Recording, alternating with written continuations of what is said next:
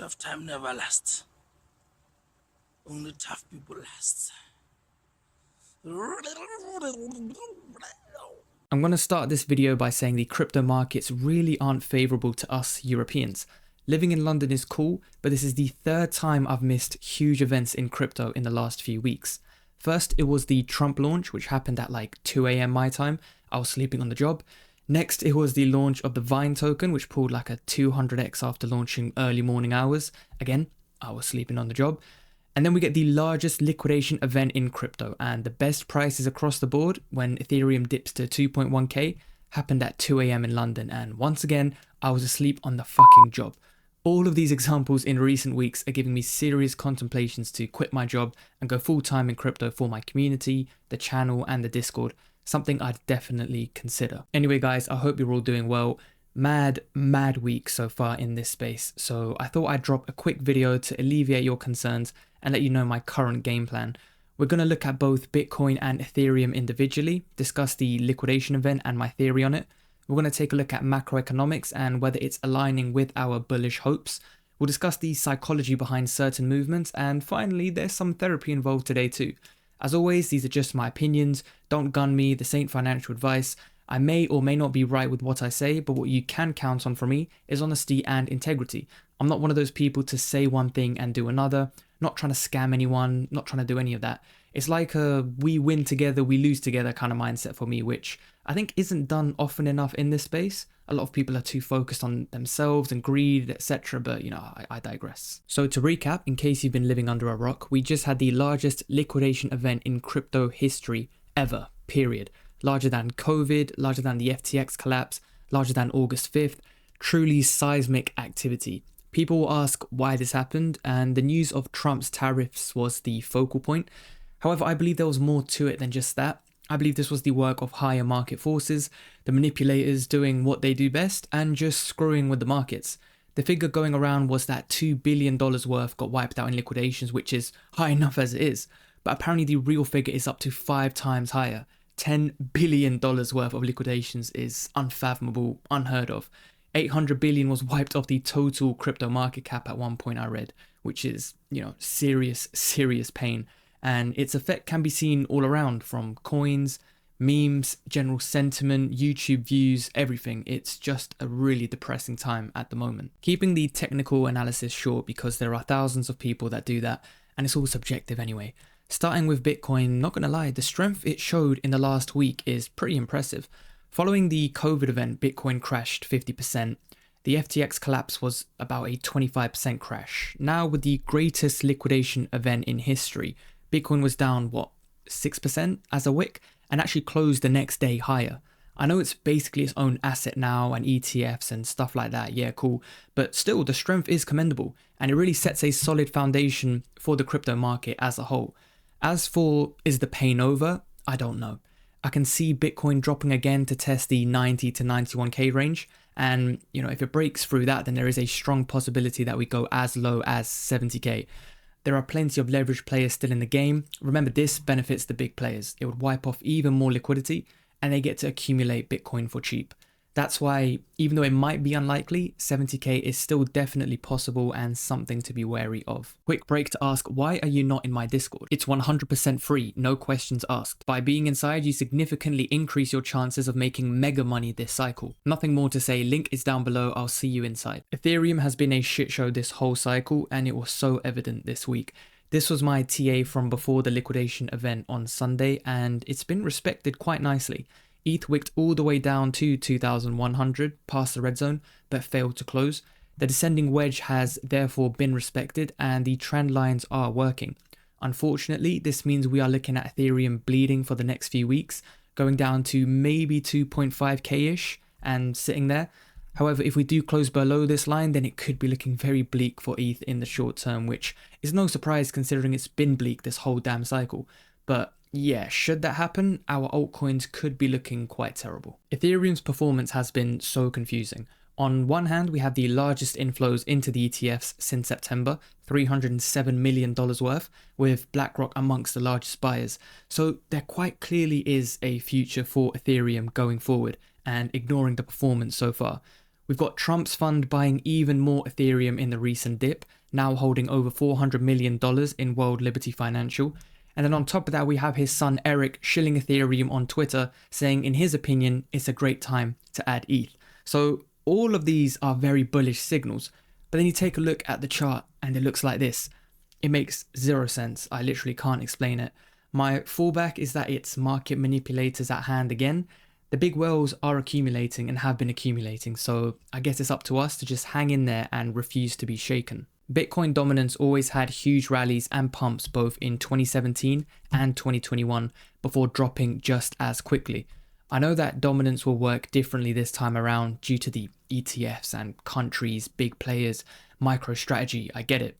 Therefore, the numerical values may not work as before. But history doesn't need to repeat itself, it just needs to rhyme. I can actually see Bitcoin dominance rising higher over the next couple months even, but I also know it can erode all of that movement in just a few days and weeks. I've seen people calling for tops at 65%, even 70%. I can't say with certainty right now what my target is, but my loose theory is that it could be increasing steadily for a while.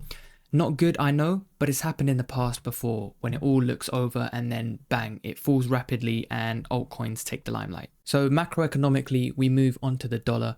The dollar is pretty strong right now. If you guys weren't aware, the general rule of thumb is when investors aren't willing to take on more risk and are more risk averse, they buy the dollar. It's seen as a safe haven for protecting capital.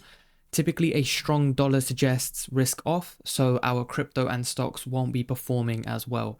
In an ideal scenario, we want a decreasing dollar, so investor confidence is restored and money flows into riskier assets. But the dollar seems to be in somewhat of an uptrend right now. I'm not sure if that's uncertainty in the markets due to the new administration taking over, whether that's the recent tariffs and potential trade wars or something else entirely.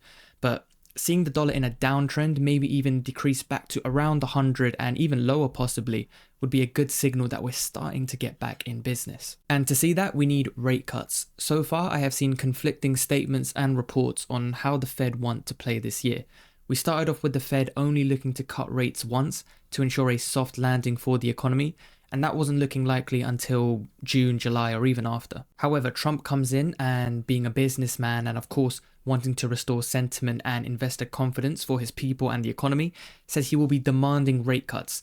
I still don't know what is to be made of this. It's still very early days for him and his team, but they have hit the ground running. You know, we've seen him looking to take action politically, economically, and when you see stuff like this, it makes you think, right, this man and his people have a plan. Common sense wise, that plan does not involve stagnating the economy, seeing blood on the S&P, the Nasdaq, and also doesn't want to see red across digital and alternative assets, something he is so bullish on. Trump has said repeatedly in the past that he wants a weakening dollar. The reason being the dollar has been overvalued for a very long time now, and if the dollar weakens, this makes exporting for American goods cheaper and importing more expensive. Therefore, the trade deficit is reduced significantly. People will be buying American and will quote unquote look to make America great again. At a very basic economic viewpoint, because some of you won't care, a weaker dollar means more risk appetite, increased liquidity and looser monetary conditions, all for investors to fuel towards risk assets, crypto and stocks. Moving on to a bit of psychology, let's talk about investor mindset. A major reason why I don't believe the top is in yet is because many people haven't actually made a lot of money. Depending on your circles and who you talk to, this may differ. I personally have been relatively pleased with the money I've made so far this cycle, but for the majority, especially retail who started coming in maybe since the election onwards, or maybe this year early on with the Trump meme coin, have they really made money?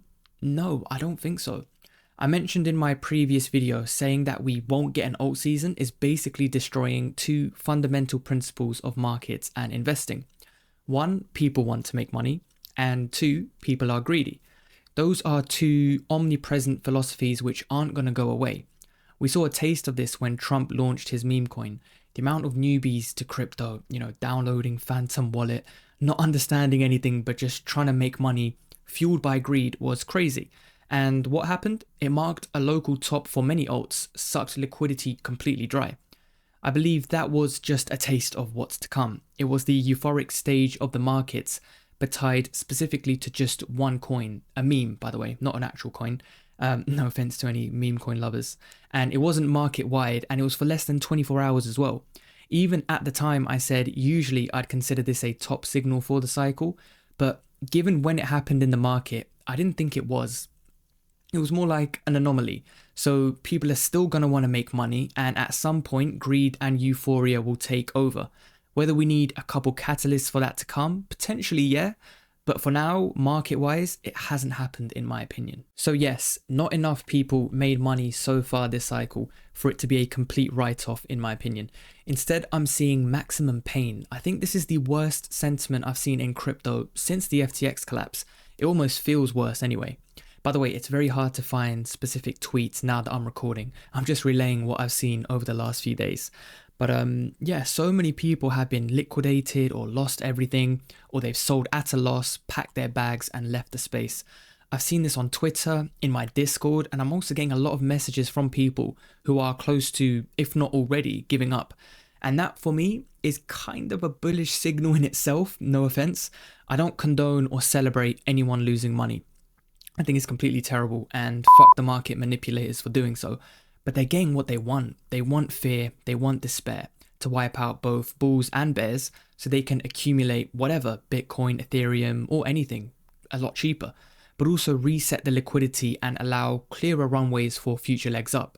Of course, they don't want everyone to make money. That isn't even possible. It'll only be a select portion. This space can be an echo chamber at times. The majority will lose. Now onto a little bit of a therapy session. Take a seat on my couch. Let's talk guy to guy or guy to girl. In times like this, I try to see the humor in things because, well, if you don't laugh, you'll cry type shit. So you're stressed, you're depressed, you're down on your portfolio. This may be your first cycle. Your dreams of buying that house, clearing that debt, buying that car or that watch are fading. You may have put in more money than you can afford to lose, which, by the way, isn't advisable, but hey, you did it anyway. The best bit of advice I can give you is, if you cannot stomach the recent turn, just switch off. Hopefully you're not in leverage. If you're part of my community, I've been saying don't play with that stuff. Hopefully you're in spot, so you've chosen your coins, you've bought. What are you going to do? Are you going to sell at a loss? Major loss? You're going to cut ties? You could, and maybe save yourself some cash, but the potential is still there this cycle. Is the risk return worth it for you? Take a break from this space and reassess. See friends, family, partners, whatever.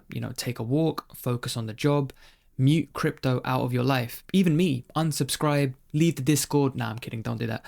But yeah, honestly, anything you need to do because your health comes first, and money is such an influential trigger. It can make people do terrible emotional things. I'd love to take a break too, but sadly I can't. I got responsibilities in this space trying to help and educate as many people as possible. But if you can reevaluate, maybe you can see what I see. All is not lost, and just ask yourself, would you kick yourself if you exited now, only to see everything rise later on in the year? No one said this was going to be easy. It's not supposed to be easy. Ignore the dumb influencers that say it is. They just want to manipulate you for their advantage. I'm a realist. I always said crypto is difficult. Times like this show exactly that. Remember, I always say keep cash on the side, guys. I hope you've been heeding my warnings because these times are good to deploy some into high convictions, especially if you've been waiting for a pullback. Now, it could be Bitcoin, Ethereum, Solana, it could be BitTensor, Casper, or whatever, but pick the strong ones, play it safe. Maybe stick to the higher caps for now because a lot of coins may not recover, in particular AI agents. So many were released so quickly, the returns could be high on them, but the risk is also exceptionally high. Also, if you're going to buy, don't deploy at all. Like I mentioned earlier, there is potential for us to drop further and for an extended period too. It could be weeks, it could be months, who knows? So just keep some on the side. It may be worth waiting for a clear reversal, if you want to play it safe. We're just so damn volatile at the moment. It's kind of hard to get a grasp on clear directions. Some people like to DCA, buy a couple dips here and there, but just always keep some cash on the side. Trust me, psychologically, it will do you a world of good. Signs of a bottom can be difficult to gauge in times like this. If you can't be 100% in the markets, you may be working full time like me, then you might miss a bottom or something. Just choose a strategy which aligns with your own lifestyle. But that's the video wrapped up, people. I hope it provided some clarity. I'm not a perma bull. I think of myself as an objective economist or analyst when it comes to markets. Looking at data combined with my own gut tells me that it ain't over. If you enjoyed, leave a like and subscribe, please. Join the Discord, chat with me and the community in there so we can help each other out. Aside from that, I'll catch you all in the next one. Take care.